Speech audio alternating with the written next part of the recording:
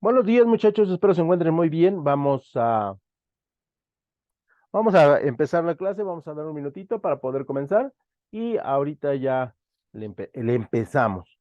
Este, ya en teoría todos hicieron su examen y entonces yo creo que ya mañana podría enviarles sus calificaciones del primer parcial. Voy a tratar de mandarles sus calificaciones junto con sus trabajos y tareas. Espero no tengan pendientes conmigo para poder establecer una calificación más real y se vayan más tranquilos. Ay, qué bueno. Este, Dejen nada más guardo mi video para luego subirlo. Buenos días, Entonces, profesor. les decía, ya estamos en posibilidades de subir calificaciones y bueno, pues ya podríamos el mañana mismo, porque son un grupo pequeñito, enviárselas, ¿no? Entonces, bueno, pues eso sería como lo que pasaría esta semana, así que estamos tranquilos. Y bueno, pues vamos a comenzar. Recuerden mandarme su asistencia. Por favor, voy a compartir pantalla para irnos rápido. Hoy es un tema cortito también, para no quitarles mucho tiempo. El día de hoy vamos a ver el tema número 3. Eh, gracias. El tema número 3 y ahora sí, comparto pantalla.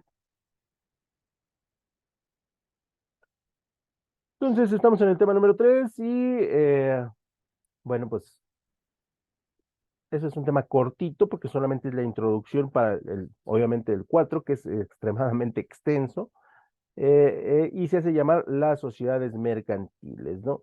Que, bueno, pues es objeto de mucho estudio y obviamente tengo problemas con mi internet, no sé por qué. Ojalá y no lo perciban ustedes, pero desde hace ratito la televisión como que no quiere. Si se corta la transmisión, no se desconecten, me vuelvo a conectar y pero yo creo que me voy ahí al comedor, que debe haber mejor señal. Me voy al comedor y ya empezamos la clase o donde nos hayamos quedado. ¿Vale? Entonces no se desconecten. Sí, profesor. Y entonces vamos a hablar primero que nada, aunque ya lo habíamos visto en la introducción, de la personalidad jurídica. Y la personalidad jurídica es un concepto, obviamente, del derecho que establece pues, la entidad, o sea, la personalidad tiene un conjunto de derechos y obligaciones. Cuando hablamos de la entidad, es una persona que tiene, obviamente, vida, ¿no? Desde el punto de vista legal, y estos derechos y obligaciones son de carácter propio, lo que quiere decir que no se derivan los derechos y obligaciones de los individuos que integren la entidad. Que no se deriven es que se transmitan, ¿no? Y una persona jurídica puede ser una organización, o sea, una empresa, o puede ser una empresa con fines de lucro, o puede ser una empresa pública con o sin fines de lucro, ¿no? Y en este sentido, bueno, pues la personalidad jurídica se hace presente. Por ejemplo, tenemos el Metro de la Ciudad de México, que es una empresa pública que obviamente sí tiene un lucro, pero que ese lucro va directamente a la federación, o sea, no se ve reflejado no tiene dueños, digamos que el metro o la compañía de luz. Y entonces a eso se hace, perdón, se hace referencia el enunciado, ¿no? De la personalidad jurídica. Ay, ay, perdón. Ay, hasta me picó la nariz bien fuerte. Y bueno, dentro de las diferencias vamos a establecer, o dentro de los conceptos establecemos la diferencia entre una persona física y una persona jurídica, ¿no? Y decimos que la diferencia entre una persona física y una persona jurídica radica en la extensión o límites de sus derechos y obligaciones, ¿no? Normalmente una persona física, en caso de una deuda u otra obligación con terceros, debe responder con su patrimonio personal. En algunas sociedades, y las obligaciones de una persona jurídica, por lo contrario, se limitan a los bienes de las entidades. Esto quiere decir que la ley mercantil o las sociedades mercantiles pueden establecer a personas físicas o a personas jurídicas, ¿no? ¿Esto qué quiere decir? Yo entro a trabajar en una empresa y tengo personalidad jurídica, tengo derechos y obligaciones, pero no soy una persona física para esta organización, por lo que si algo le sucede, pues yo no tendría que responder con ningún elemento de mi patrimonio. Y por lo tanto, pues ahí ya no, lo peor que me podría pasar es que me despidan, porque la empresa llegó a un problema legal en el que ya no lo pudo resolver. Pero por el otro lado, si soy el dueño de la empresa o parte de los dueños de la empresa, a partir de cierto tipo de sociedades, sí tendría que responder con el patrimonio fuera de mi empresa, ¿no? En un elemento solidario y subsidiario de la misma. Entonces, son situaciones que se dan y que las empresas o cuando queremos formar una empresa debemos tomar en consideración y que esos elementos sean importantes para poder desarrollarla, ¿no? Una disculpa por mis perros, pero ahí andan, ladruqueando. Y entonces, en ese sentido, es porque se construyen, o en ese sentido, se construyen las sociedades mercantiles en México, ¿no? Bajo este concepto de persona física o persona jurídica.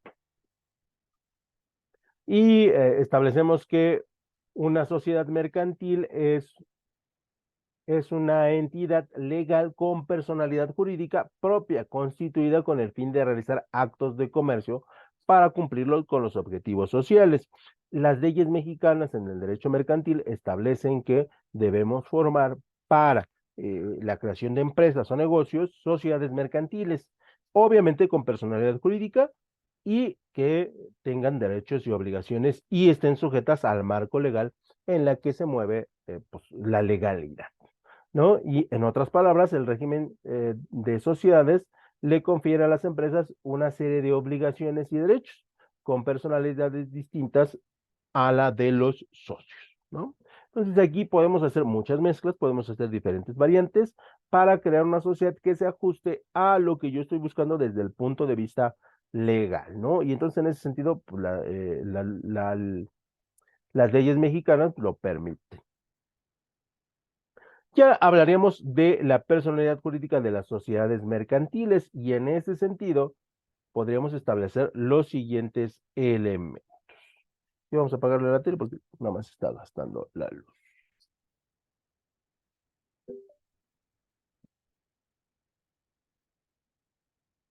Y decimos que una sociedad mercantil es una entidad legal con personalidad jurídica propia, constituida con el fin de realizar actos de comercio para cumplir con objetivos sociales. Esto implica que en el momento en que yo quiero comercializar algo, yo quiero vender algo, estoy sujeto a las leyes y a la jurisprudencia que en su caso le toque, ¿no? Y si voy a contratar personas para el desarrollo de esa actividad, obviamente también voy a tener que establecer leyes complementarias como la Ley Federal de Trabajo para poder contratar, despedir, cambiar o modificar algunos elementos del contrato de esta persona. Entonces, por eso es que las sociedades mercantiles deben tener un marco jurídico bien definido con la intención de este, cumplir con los objetivos tanto del Estado en su legislación como de la empresa para el logro de los resultados. Por lo tanto, el régimen de sociedades le confiere a la empresa una serie de obligaciones, derechos y personalidades distintas, ¿no? Entonces ahí sí debemos ser muy cautos en cuál es la sociedad que más nos conviene y cuál es la sociedad que debemos de considerar. Ahora bien, yo quiero formar una empresa con fines de lucro, yo quiero contratar personal, yo quiero tener algunos socios que pueden ser mis familiares o pueden ser amigos o personas ajenas a la empresa, pero que tienen el capital para invertir en este proyecto donde yo les aseguro una ganancia.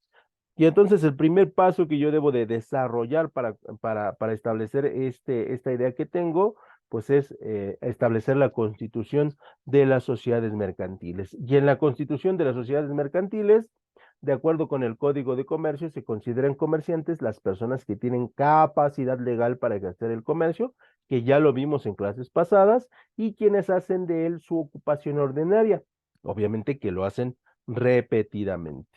Las legislaciones mercantiles, las sociedades extranjeras, sus agencias y sucursales que en el territorio mexicano ejerzan actos de comercio. Entonces, todos los elementos que se desarrollen bajo estas circunstancias tendrán que tener, eh, este, tendrán que tener una constitución, ¿no? Una constitución de sociedades para poder ejercer en el territorio nacional. Y a partir de esta, estar sujetos a las leyes y reglamentos que se presenten, ¿no? En múltiples circunstancias, ¿no? Porque pues, hay muchos elementos que se deben de cubrir. Y la ley de sociedades mercantiles reconoce 7 tipos de sociedades mercantiles. Aquí la variedad depende de lo que estemos buscando y del asesoramiento que tengamos. En primer lugar, tenemos a la sociedad de nombre colectivo. Nada más las voy a mencionar porque obviamente las vamos a ir viendo en tema 4 a mucho detalle, ¿no? La sociedad de nombre colectivo, ¿no? Que es la primera y la más simple. La sociedad en comandita simple, ¿no? Donde tenemos un representante por parte de los socios que va a cumplir funciones administrativas. Eh, que solamente es una persona, la sociedad de responsabilidad limitada, donde yo respondo solamente por el monto de mi acción, ¿no? Si yo puse 50,000 pesos a capital social, voy a responder por los 50,000 pesos, y ya si la empresa se metió en líos con otros elementos, pues ya no me corresponde a mí. Tenemos la sociedad anónima, que es la excelencia por parte de los abogados, ¿no? Y de sus recomendaciones para formar una sociedad. Igual, solamente respondemos por el monto de mi capital social. Luego tenemos la sociedad en comandita para acción. Tenemos un grupo de socios que van a entrar al consejo administrativo y que van a tomar parte en las decisiones de la empresa, no como parte operativa, sino como parte de su consejo, ¿no? Y entonces es un comando por acción. Estos se van a reunir por lo menos una vez por año para determinar cuáles van a ser las acciones que van a desarrollar en función de presupuestos, en función eh, este, de desarrollo de productos, lanzamiento de productos, inversiones, adquisiciones de naves industriales, adquisición de maquinaria, etc, etc, cosas, ¿no? Luego vamos a tener la sociedad cooperativa, eh, por regímenes especiales, y en México tenemos todavía algunas sociedades cooperativas como la famosa Cementera, ¿no? Y Grupo Pascual, que todavía no desconozco si exista o no, porque esa información no se las manejo, pero Cruz Azul sí existe, ¿no? Que es una sociedad cooperativa que es exitosa de alguna otra manera y que, bueno, pues de alguna otra manera sigue existiendo. Todas las industrias, por ejemplo, en el Estado de México, todo lo que tiene que ver con el transporte público se formulan como sociedades cooperativas. En la parte de NESA también hay muchas empresas cooperativas de transporte, que todavía existen como tales, ¿no? Y luego tenemos las sociedades por acción simplificada, ¿no? Donde yo solamente compro una acción y pues soy socio, puedo ser socio temporalmente o puedo ser socio pues, de forma ilimitada, ¿no?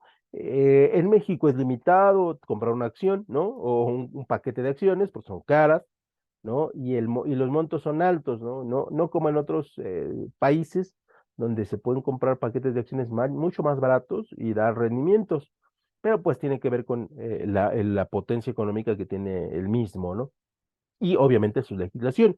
Entonces, en ese sentido, sí, este tipo de sociedades o estas variantes de sociedades se ajustan a las necesidades que tiene cada uno de los socios, ¿no? O de las personas que quieren conformar una empresa. Sí es importante que haya un asesoramiento por parte de personal especializado en el derecho mercantil para decirle al grupo de socios qué sociedad, a partir de su producto, a partir de su idea, a partir de las ganancias que quiere obtener, le conviene más, ¿no? Entonces, eso sí es bien, bien importante. Obviamente, obviamente formar la sociedad tiene un costo, ¿no? Y tiene ciertos requisitos desde el punto de vista pues, legal, ¿no? Y en ese sentido, los atributos de las sociedades mercantiles podemos establecer los siguientes. Decimos que las sociedades mercantiles están constituidas por personas y poseen atributos propios, distintos a los que poseen las personas que la constituyen. Y repito el enunciado para que quede muy claro. Las sociedades mercantiles están constituidas por personas. Pueden ser trabajadores, pueden ser consejo de administración o pueden ser dueños. ¿Sale? Por personas y poseen atributos propios. Yo voy a ofrecer mis servicios de trabajo y tengo un conjunto de derechos y obligaciones que tendrán que hacer respetar la empresa y yo tendré que respetar por parte de yo trabajador hacia la misma. Y este elemento es distinto a los que poseen las personas que la constituyen. Si yo nada más soy dueño, entonces yo tengo otro grupo de derechos y obligaciones a partir de que soy dueño de la empresa, ¿no? No así el consejo de administración, porque ellos forman parte del dicho consejo y estarán sujetos a otras normatividades. Entonces, en ese sentido, sí debemos ser muy cautos en decir, oye, ¿qué persona va a formar parte del consejo de administración? Hace muchos años, cuando el periódico o los periódicos eran importantes y los leían, porque ahora no sé qué tanto los lean, sacaban los famosos edictos y en el edicto, en páginas centrales decían, el señor Alejandro Sánchez ya no trabaja en empresa Patito SADCB, así que cualquier negocio con el señor Alejandro Sánchez es a nombre del mismo y no a nombre de la empresa Patito ADCB, porque muchas veces yo como dueño de la empresa o como consejo administrativo de la empresa, hacía mal uso del nombre de la misma y hacía negocios chuecos y al final iban a cobrarle allá a la empresa y decían, pues si no, no está. Entonces ahí se ejecutaban estos conceptos de derechos y obligaciones a partir de la posición en la que estás, ¿no? Eh, Hoy ya con el avance tecnológico, bueno, pues ya es mucho menos probable que alguien eh, te vea la cara, ¿no? Sobre todo si eres del medio, si eres comerciante de profesión, es muy difícil que te vea la cara. Y si eres una persona normal, seguramente pues no podrás comprar los volúmenes industriales que se manejan, ¿no? O el volumen de compra para productos básicos, ¿no? Porque hablamos de toneladas y entonces pues, no funciona así. Entonces, hoy ya no sucede. Antes sucedía mucho, todavía en los 90 sucedía muchísimo, los famosos edictos. Hoy ya es cada vez menos balconear a alguien por el periódico, porque aparte, pues las nuevas generaciones no creo que lean mucho del mismo, ¿no? Y entonces en ese sentido, bueno, ya se buscan otros mecanismos, otros elementos, y la llegada del Internet, bueno, pues vino a facilitar mucho cómo es que se hacen hoy en día los negocios, ¿no? Y irá cambiando, obviamente, muchísimo más con el tiempo.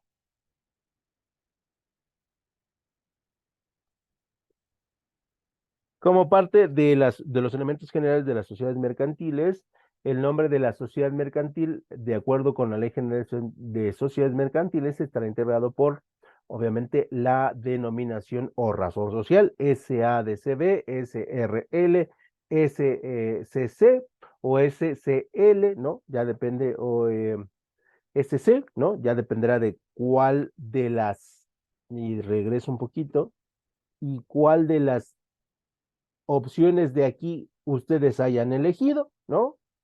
Por ejemplo, si le eligen la sociedad anónima, obviamente deberá tener, ¿dónde está? Debe estar aquí. Ah, creo que es atrás. Sí, es acá. Y dice la denominación o razón social, la SA, eh, que determina qué tipo de sociedad es y será constar en el acta constitutiva. Somos una sociedad anónima y sus siglas es SA, ¿no?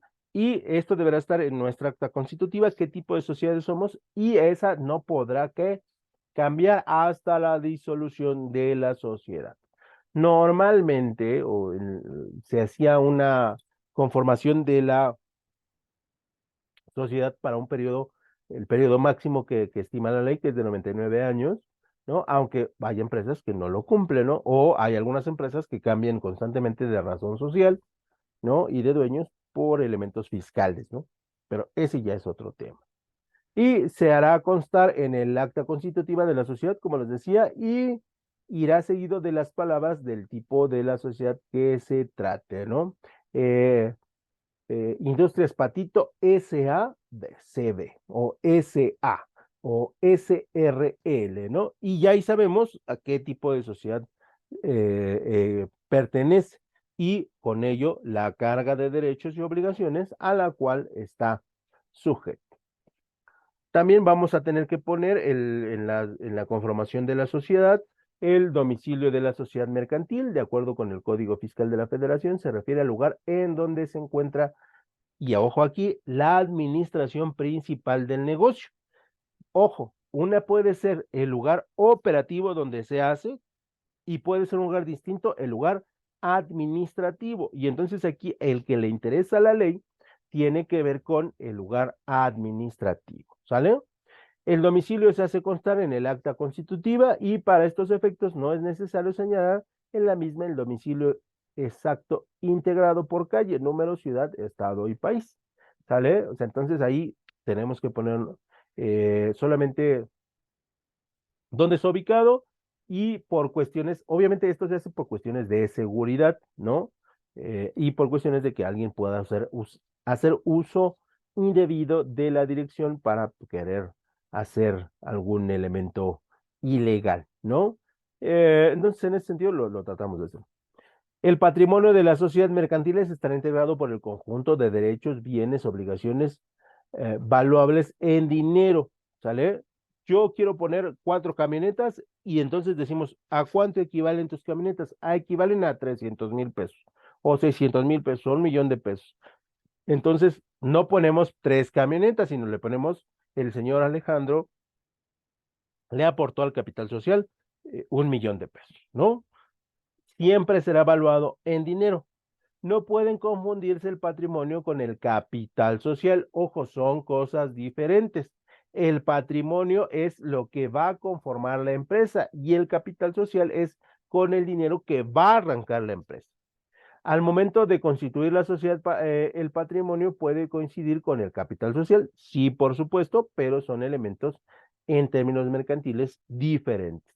Sin embargo, a medida que la sociedad realice operaciones, el patrimonio puede incrementarse o disminuirse independientemente de los aumentos y disminuciones del capital social. ¿Sale? Esto para efectos de leyes o mercantiles. En teoría, para efectos contables, sí podemos tener una similitud en cuanto al capital social y al patrimonio de la sociedad, ¿no? Y entonces son elementos diferentes. Una pregunta, profe. Porque a En muchas ambos, personas se les hace complicado establecer la diferencia entre el patrimonio social y el capital social, ¿no? Coinciden en algunas ocasiones, sí, pero no siempre. Pasamos a la clasificación general de las sociedades mercantiles profe, que ya habíamos visto hace ratito, pero que el temario por alguna razón quiere reforzar. Y en ese sentido, ya habíamos dicho que los tipos generales de sociedades mercantiles tradicionales son la sociedad de nombre colectivo, ¿no? Y esto lo hacemos solamente como refuerzo porque el programa así lo solicita. La sociedad en comandita simple, la sociedad de responsabilidad limitada, la sociedad anónima, la sociedad en comandita por acción, la sociedad cooperativa y todas ellas, e incluso podríamos tomar algunos elementos para combinarlas a algunos elementos, obviamente no todos, ¿no? Y esto ya estará en función de la asesoría que reciban el grupo de personas que quiere formar una sociedad para poderlos mezclar, intercalar o hacer algunos ajustes a la sociedad. Y nosotros establecemos que para constituir una sociedad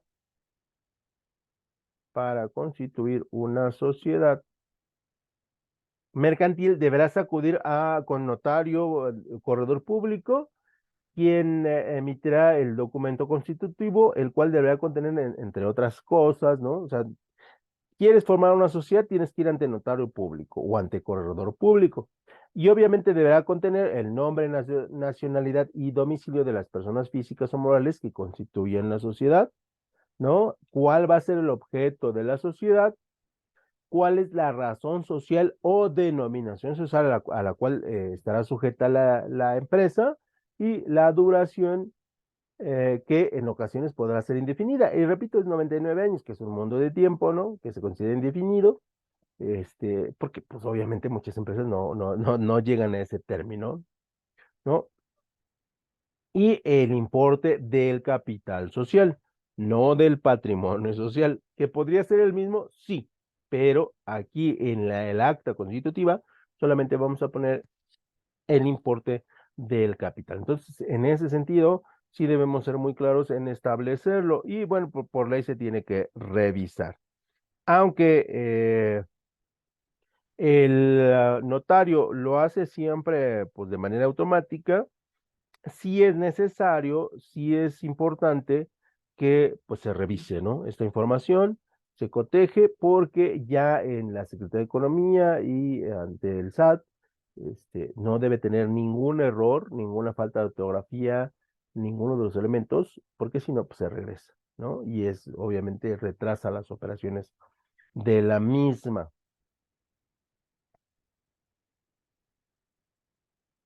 ¿Y qué características tiene una sociedad mercantil? Bueno, en general puede variar dependiendo de los diferentes tipos de sociedades, de los 7 que acabamos de mencionar, pero existen algunas en común.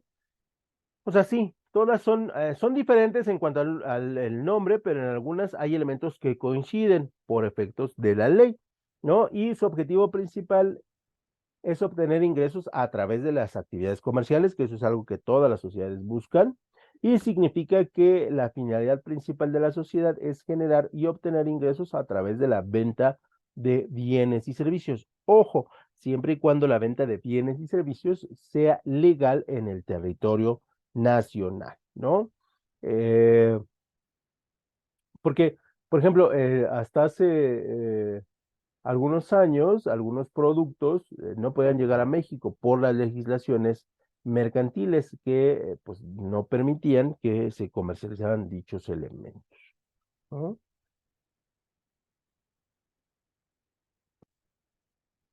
Y continuando con las características, bueno, también son asociaciones voluntarias por parte de los socios que se formalizan a través de un contrato social.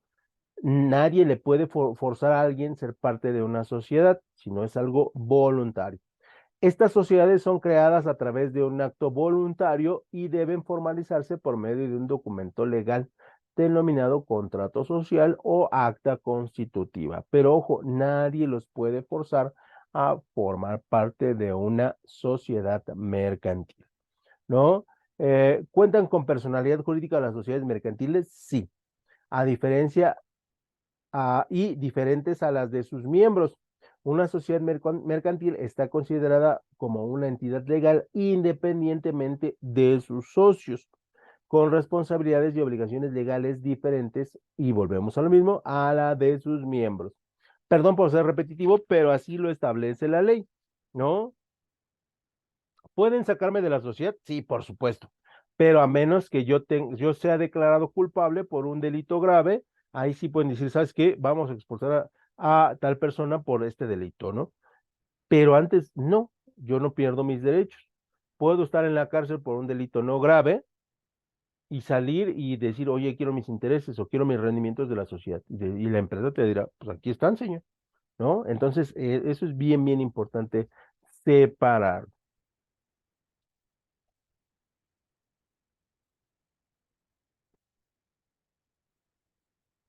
Continuando con las características, los socios contribuyen con aportes de capital, los miembros contribuyen con aportes de capital mediante la compra de acciones de la empresa. Si no puedo comprar acciones, yo solamente aporto el monto de mi capital. Pero si es una sociedad de capital variable, yo puedo incorporar nuevos socios con diferentes tipos de capitales.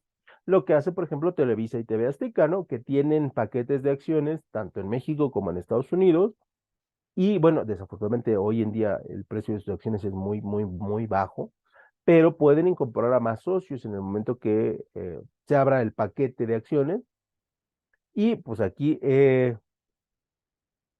puedo hacerme miembro de la empresa a través de la compra de acciones y en el caso de que no vendan acciones, yo soy solamente socio a partir de la formalización de la misma. O sea, cuando inicia operaciones, no sé si me explique.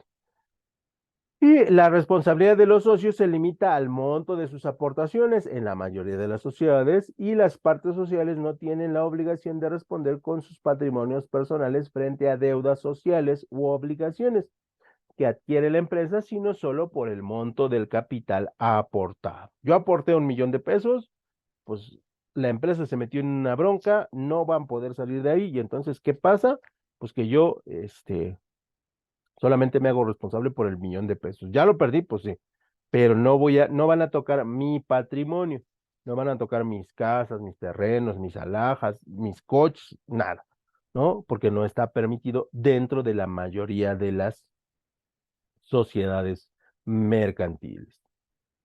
Tienen competencia para contratar y realizar operaciones comerciales en nombre propio y la sociedad puede celebrar eh, contratos con empleados, adquirir bienes y servicios en representación de sí misma y asume las obligaciones y responsabilidades derivadas de esas acciones, independientemente de los socios. O sea, yo como socio no tengo que saber que contrataron a 5 personas para el departamento de producción, ¿no? O sea, realmente eso no es relevante para mí. ¿No? Ni los empleados deben saber que yo le aporté este año 2 millones de pesos a la empresa. Eso es irrelevante para la misma, ¿no? Entonces, a eso se refiere este punto, ¿no? Deben tener denominaciones sociales, esto es, deben tener un nombre legal registrado y definido en las escrituras públicas para identificarlo en todas las actividades de negocios y transacciones comerciales. Yo debo tener una denominación social obligatoriamente, pero puedo tener el nombre de una marca. No necesariamente la marca es el nombre de la denominación social. No sé si quede claro, o sea, yo tengo el nombre de Patito SADCB y mi marca es Productos Z, el mejor en la vida, ¿no? O sea, por ejemplo, este es mi nombre de la marca, ¿no? Pero no necesariamente el nombre de la marca tiene que ser el mismo de la denominación social. Pueden ser diferentes, ¿no? De hecho, en muchos de los casos, así son, ¿no? O sea, yo tengo el nombre de denominación social y el nombre de mi marca, con el cual hago procesos publicitarios o mercadológicos, es distinto.